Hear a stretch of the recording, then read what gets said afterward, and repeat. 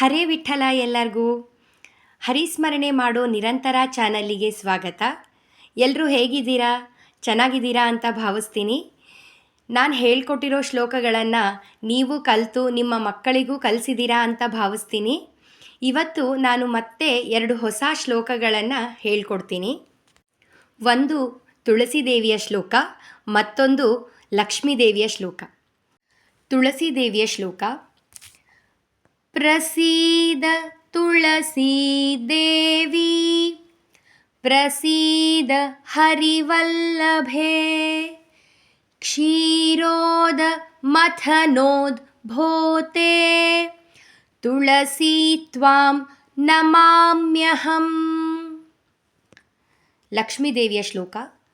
Ramadevi ನಮಸ್ತುಭ್ಯಂ, ಸ್ವಭರ್ತ್ರಾ ಸಹಶಾಯಿನಿ, ಮುಂಚಬಾಹು ಲತಾಪಾಶಾತ್, ಸ್ವಾಮಿನಂ Bhaktavatsalam.